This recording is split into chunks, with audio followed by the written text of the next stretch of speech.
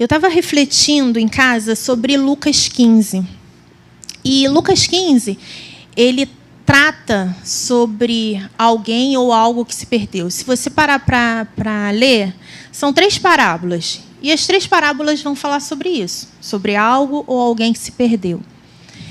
Lucas 15 fala sobre uma palavra muito conhecida, que é do filho pródigo. E quantas vezes você já não se debruçou sobre essa palavra, né? Aquele filho que tinha tudo, aquele filho que estava na casa do pai, aquele filho que ouvia o pai, que estava sentado à mesa do pai. Mas, em um determinado momento, aquele filho gera nele o desejo do coração dele de procurar por algo mais. Ele estava sentado na mesa do pai.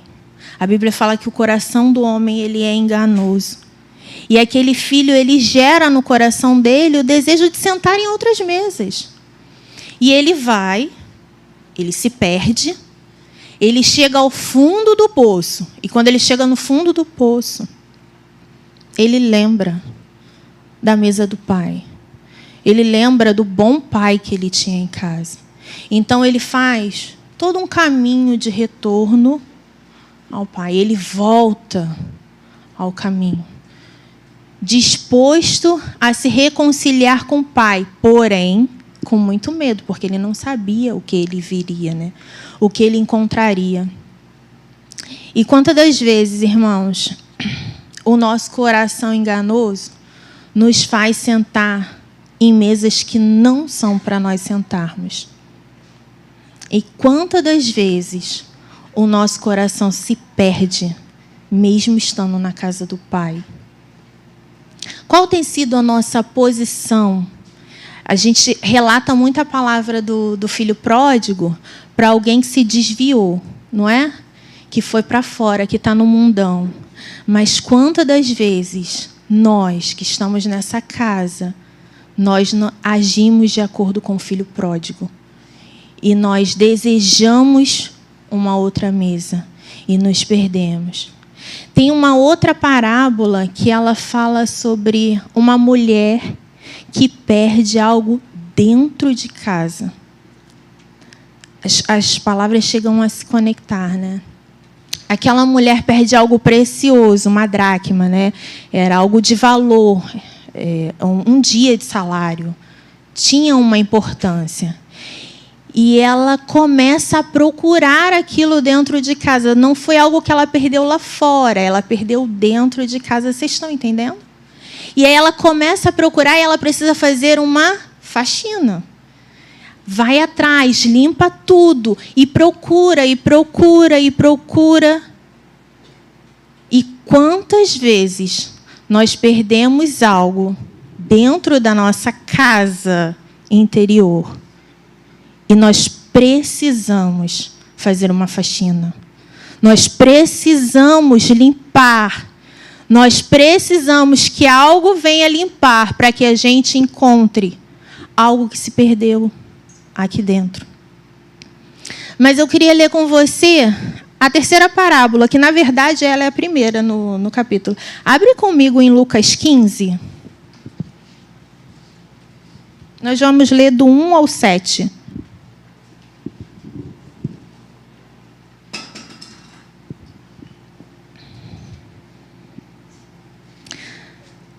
Aproximavam-se de Jesus todos os publicanos e pecadores para ouvir. Os fariseus e os escribas murmuravam, dizendo: Este recebe pecadores e come com eles.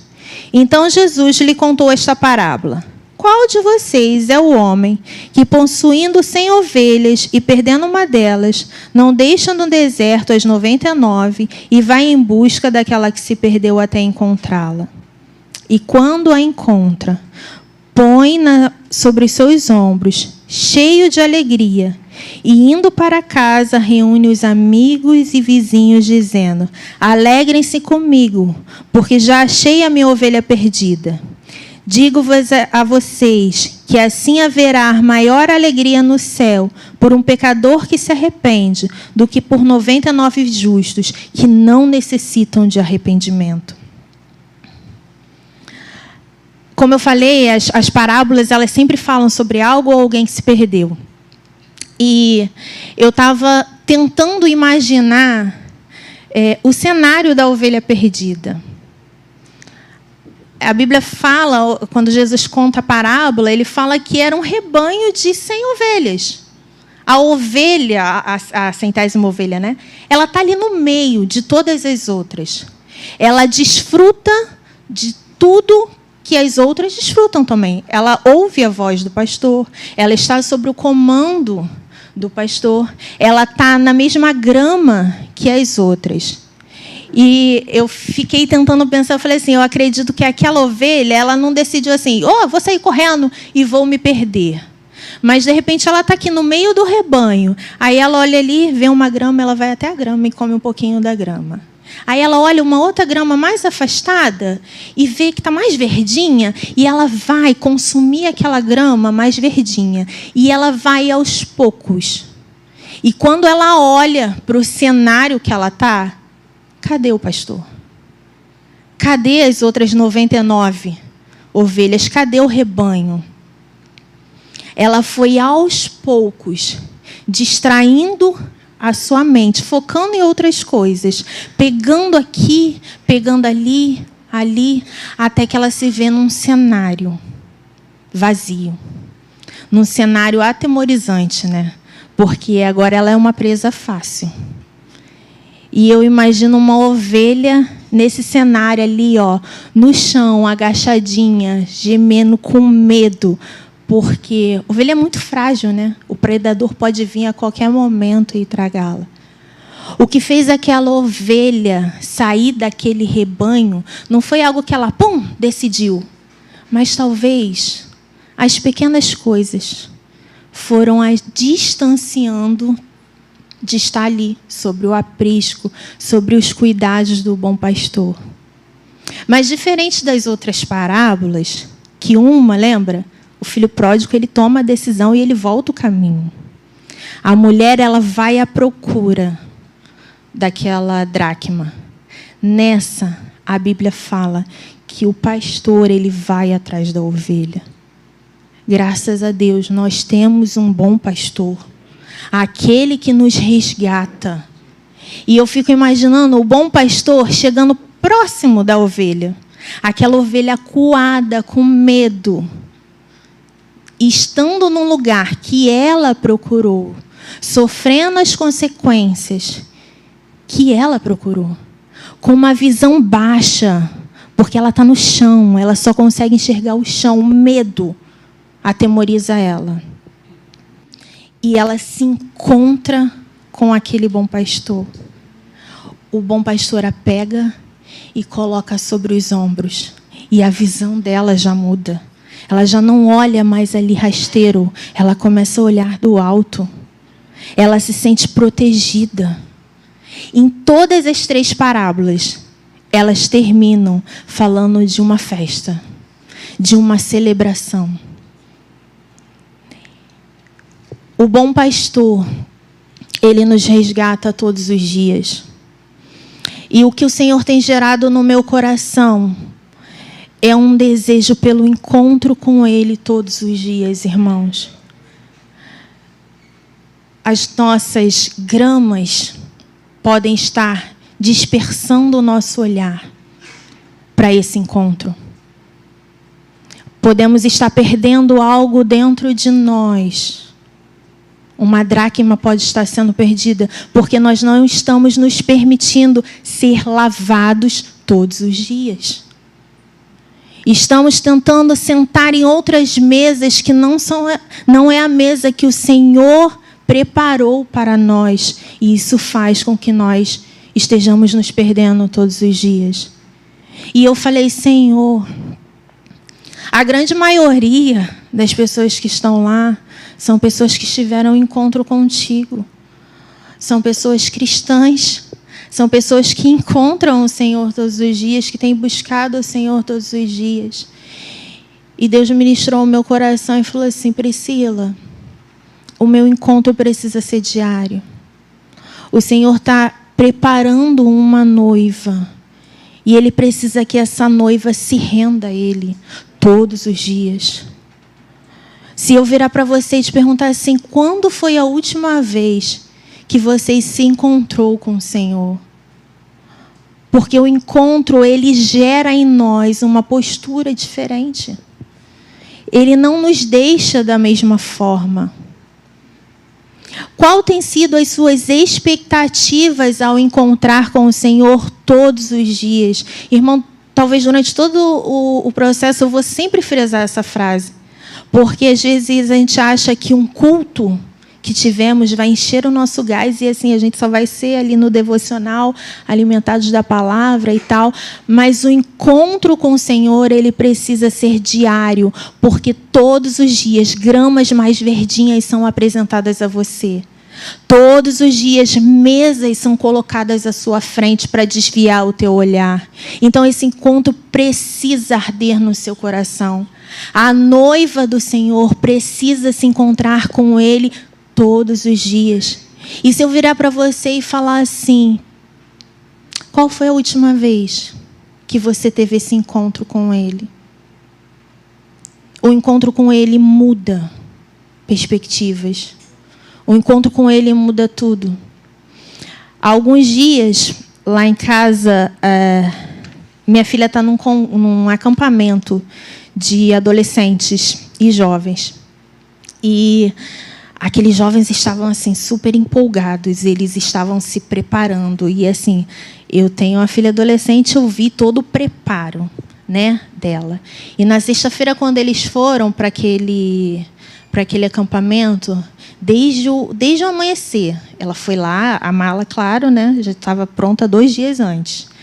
E aí, quando ela acordou, ela terminou de fazer o checklist e tal, e eles só saíram à noite. Mas ela foi para o quarto, pegou a Bíblia, e ela falou assim, mãe, eu vou ter um tempo aqui com o Senhor. Por quê, irmãos? Existia uma expectativa sobre os dias que ela viveria na presença de Deus. E ela estava gerando aquela expectativa no coração dela. Tinha uns amigos que foram lá em casa, e aí eles perguntaram, cadê a Ana Júlia? Eu falei assim, está lá em cima, está tendo um devocional lá mais prolongado, que ficou até a manhã inteira, né? E eu falei assim, ela está com muita expectativa para aquilo que Deus vai fazer esse final de semana. E quando eu olhei essa situação, eu falei assim, qual tem sido a minha expectativa para encontrar com o Senhor todos os dias? Eu não estou falando de um evento. Eu citei um evento da minha filha, mas qual tem sido a minha expectativa para encontrar o Senhor todos esses dias? O encontro, ele precisa ser diário. O encontro, ele muda a sua postura. Ele muda quem você é. Não dá para ter um encontro com Deus e continuar da mesma forma. Não dá para ter um encontro com Deus e continuar com os mesmos pensamentos. Porque quando você tem um encontro com Ele, os pensamentos dele passam a ser seus pensamentos.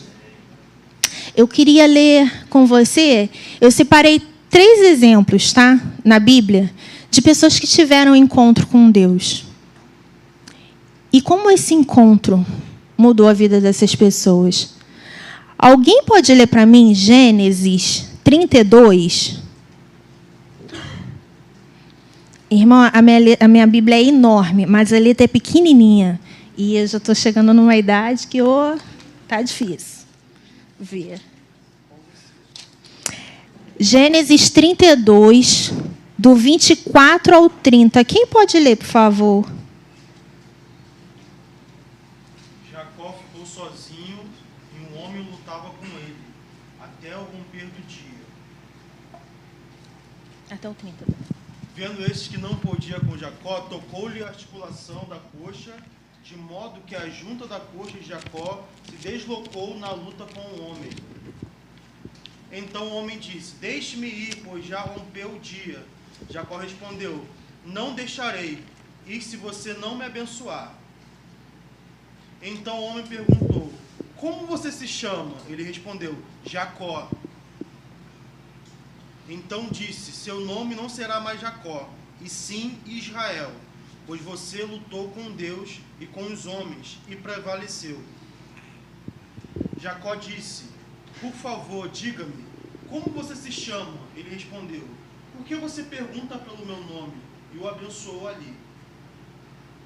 Jacó deu àquele lugar o nome de Peniel, pois disse: vi Deus face a face e a minha vida foi salva. O encontro com Deus, ele muda a nossa identidade. Jacó não seria mais chamado Jacó. Jacó passaria a ser chamado de Israel. E quem é Israel, gente? Quando a gente estuda, qual é a descendência que vem a partir de Jacó? O encontro com o Senhor não nos permite sermos mais os mesmos. A nossa identidade é mudada. Passamos a ser filhos e precisamos nos comportar como os filhos. Se você analisar uma família, você vai ver que os filhos, eles possuem características dos pais. Eles não são a cópia. Pode até ser a cópia, assim, fisicamente, né? Mas ele vai ter características dos pais, porque eles estão sobre aquela casa, são ensinados daquela forma. Quando você cresce, que você se casa, o começo é aquele encontro, né? Aquela coisa assim. Por quê? São duas pessoas vindo de famílias diferentes. Esse filho aqui e esse filho aqui têm características da casa que eles viviam. E quando eles se encontram, eles precisam se aperfeiçoar ali. No começo é meio difícil, mas dá certo. Eles se aperfeiçoam ali e uma nova família, uma nova identidade familiar surge. Quando eu falo que no encontro, assim como o encontro que Jacó teve com Deus, um duro encontro, né? Uma luta, uma peleja ali, mudou quem ele era. Eu quero dizer essa manhã para você que quando você se dispõe com seu coração voltado a ter um encontro com Cristo, Ele muda quem você é. E você precisa crer nisso. Jacó ficou ali, com o anjo, me fala. E aí o anjo vem e fala assim, vou te dar um novo nome. Você vai ser uma nova pessoa. E ele vira e fala assim, olha, eu vi o Senhor face a face. Eu provei disso. Quando Romanos fala que Romanos 8,14, eu até separei aqui, diz assim, pois todos os que são guiados pelo Espírito são filhos de Deus.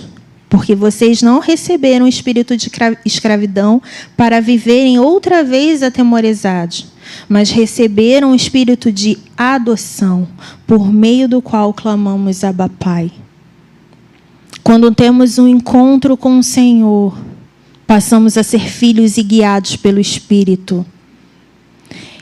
Irmão, guiados pelo Espírito. O seu eu, por mais que ele lute e muitas das vezes ele prevaleça, ele precisa diminuir. Para que o Espírito venha guiar. Para que o Espírito tome as decisões que precisam ser tomadas. Quando nos encontramos com Deus, a nossa identidade é forjada nele. Nós assumimos quem Ele é. Um outro encontro descrito na Bíblia, quem puder ler para mim também, Lucas 24, do 13 ao 32. Vamos quebrar um gelo, hein, irmãos? Vai aparecer ali. Quem puder ler.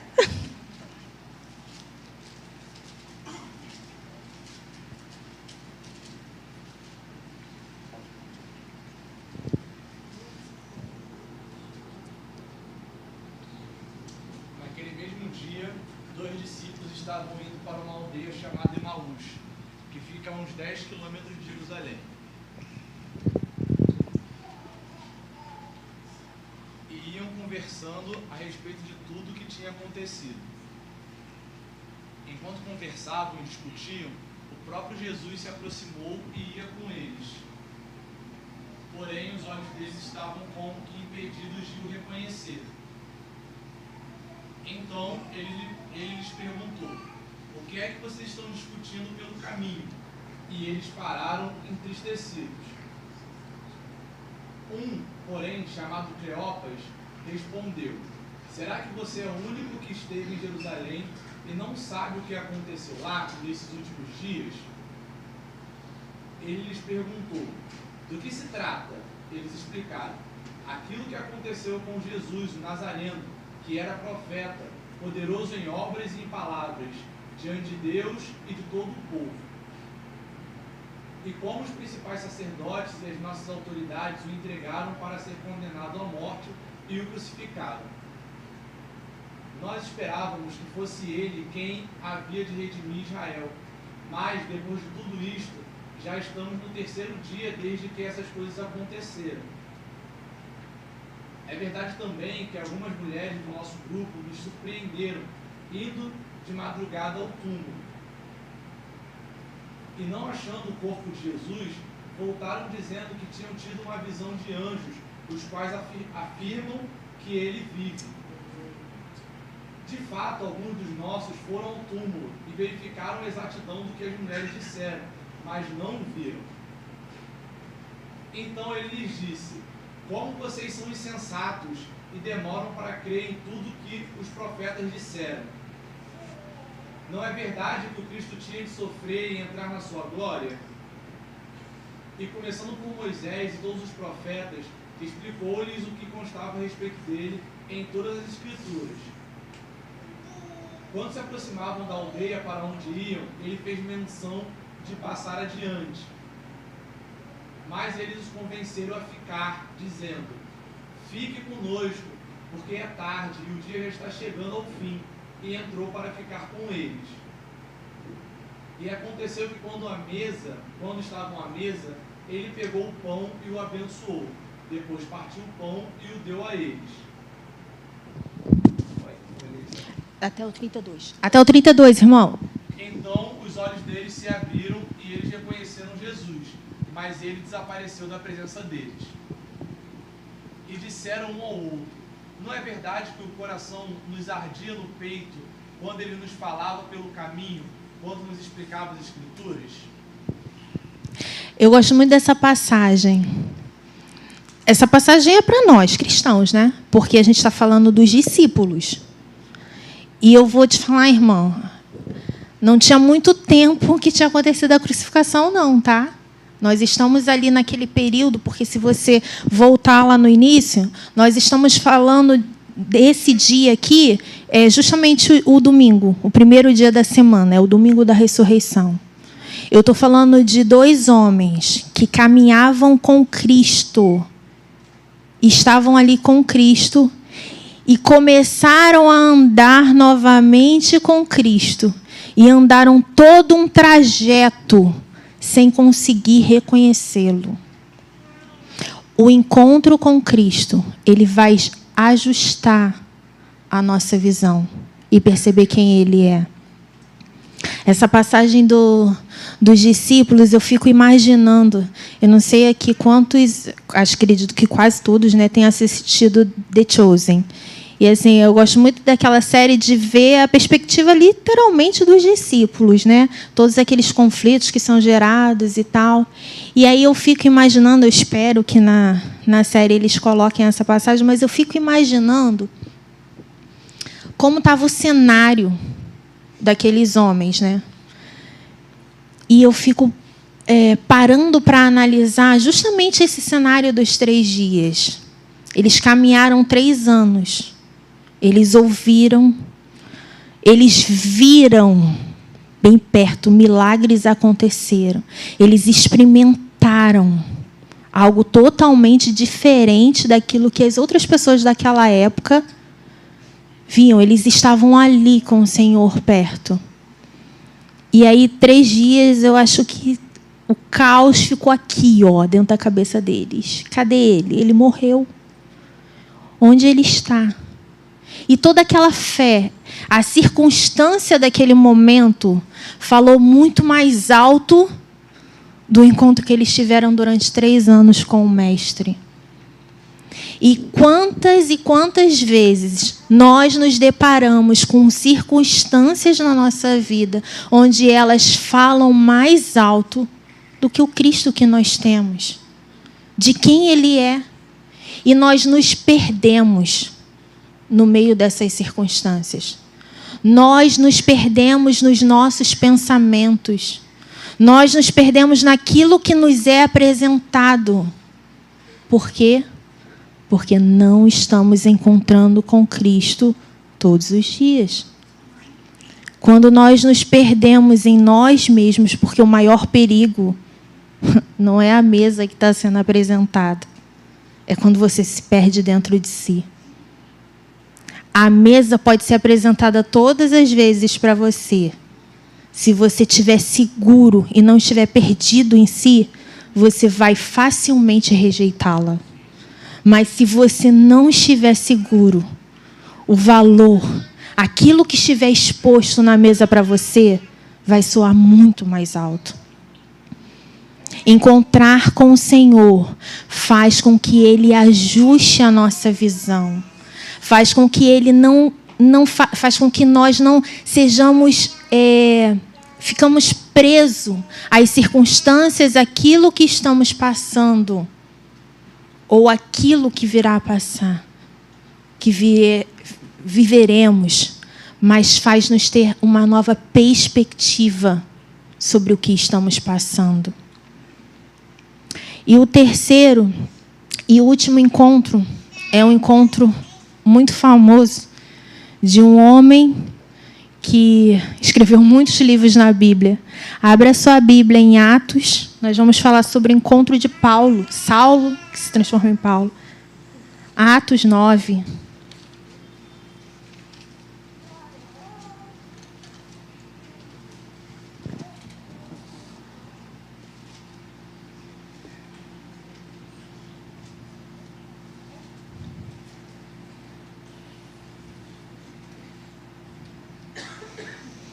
Atos 9 diz assim: Saulo, respirando ainda ameaças e morte contra os discípulos do Senhor, dirigiu-se ao sumo sacerdote e lhe pediu cartas para as sinagogas de Damasco, a fim de que, caso achasse alguns que eram no caminho, tanto homens quanto mulheres, os levasse presos para Jerusalém. Enquanto seguia pelo caminho, ao aproximar-se de Damasco, subitamente uma luz do céu brilhou ao seu redor, e ele caiu por terra, e ouviu uma voz que lhe dizia: Saulo, Saulo, por que me persegues? E ele respondeu: Senhor, quem é você? E a resposta foi: Eu sou Jesus a quem você persegue. Mas levanta-se, entra na cidade, onde lhe dirão o que você deve fazer. Os homens que viajavam com Saulo pararam emudecidos, ouvindo a voz, mas não vendo ninguém. Então Saulo se levantou do chão e, abrindo os olhos, nada podia ver. E, guiando-o pela mão, levando-o para Damasco, esteve 3 dias sem ver, durante os quais nada comeu nem bebeu. Saulo ficou num jejum forçado aí, né? Havia em Damasco um discípulo chamado Ananias. O Senhor lhe apareceu numa visão e disse: Ananias. Ao que ele respondeu: Eis-me aqui, Senhor. E então o Senhor lhe disse: Levanta-se, vá à rua que se chama Direita, e na casa de Judas procure um homem de Tarso chamado Saulo. Ele está orando, e numa visão viu entrar um homem chamado Ananias, e impor-lhe as mãos para que recuperasse a vista. Ananias, porém, respondeu: Senhor, de muito tenho ouvido a respeito desse homem, quanto mal tem feito aos teus santos em Jerusalém e aqui em Damasco, e ele tem autorização dos principais sacerdotes para prender todos que invocam o teu nome. Mas o Senhor disse a Ananias: Vá, porque este é para mim um instrumento escolhido para levar o meu nome diante dos gentios e reis, bem como diante dos filhos de Israel. Pois eu mesmo vou mostrar a ele quando deve sofrer pelo meu nome.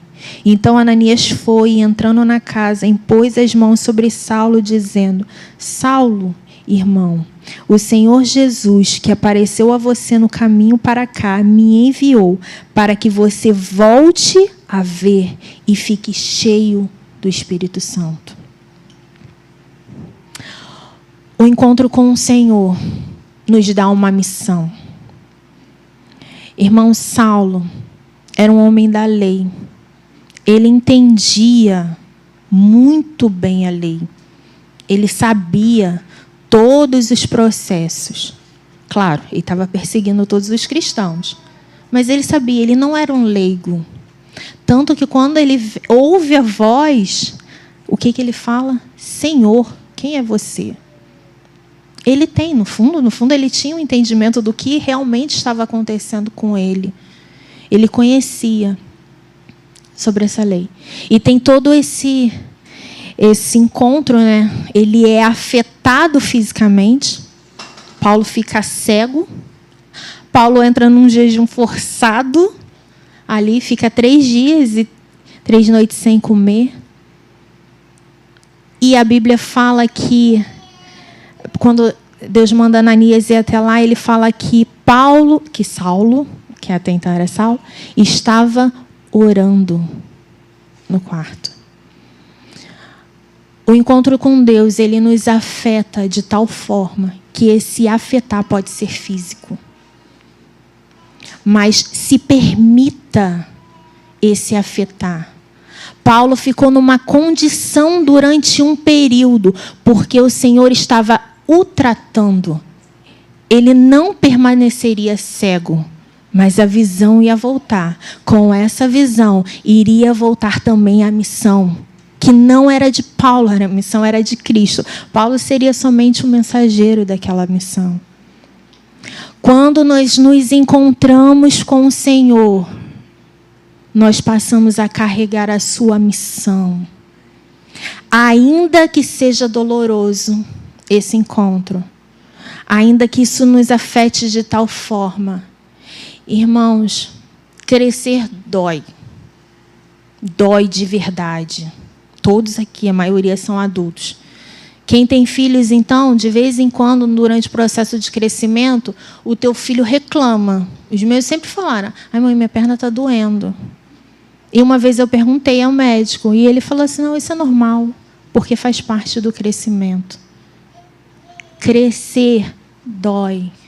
Não é fácil. Mas Cristo, aquele que dá o crescimento, Ele te acompanha ali, todos os dias, para que esse crescimento, ainda que esteja doendo muito dentro de você, se torne de alguma forma leve.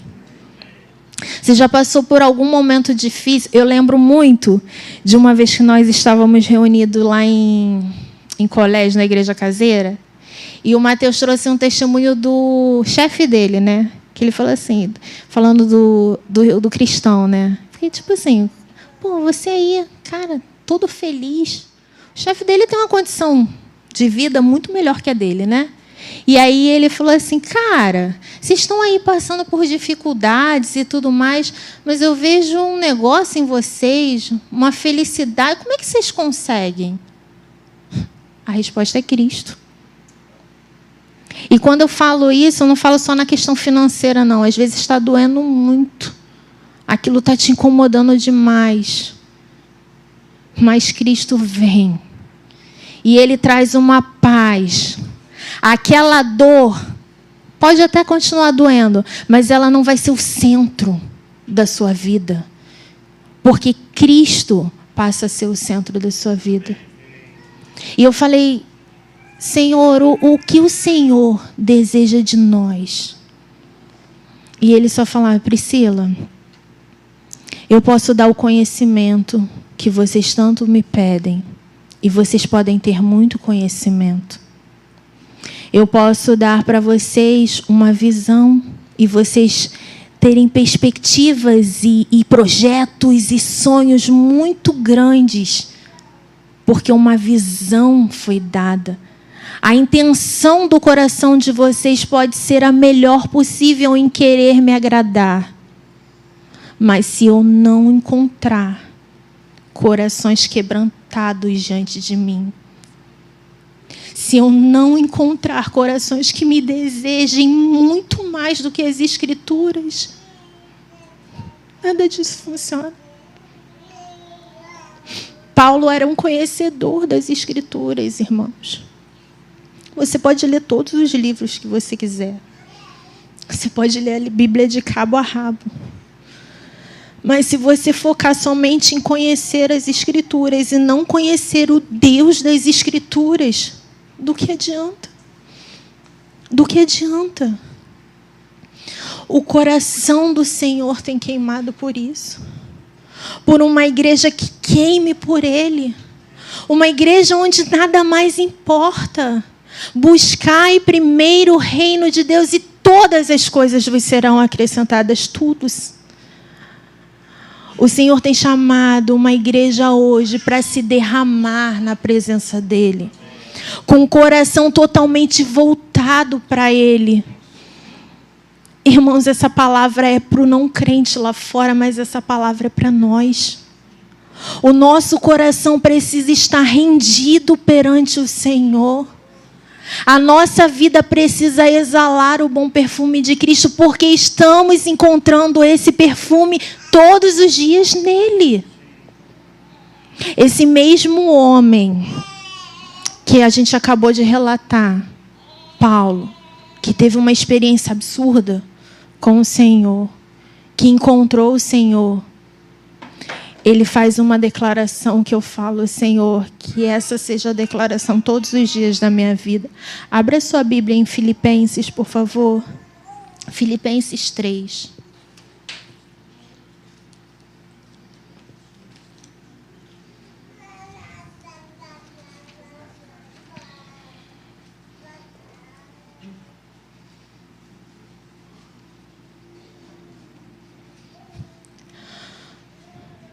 Paulo teve um encontro com o Senhor e foi resgatado de uma forma tão profunda que se eu virar para você e falar assim, quem é Paulo? O que você tem a me dizer de Paulo? A grande maioria das cartas, o que você lê no Novo Testamento foi escrito por quem? A missão que Deus deu a ele foi tão tremenda por causa de um encontro que ele teve. Um encontro difícil, um encontro dolorido, um encontro que gerou nele marcas, um encontro que fez ele ficar cego por 3 dias. Um encontro que resgatou nele coisas tão profundas como oração e jejum. E fez com que ele fizesse a seguinte declaração, Filipenses 3, do 6 ao 12.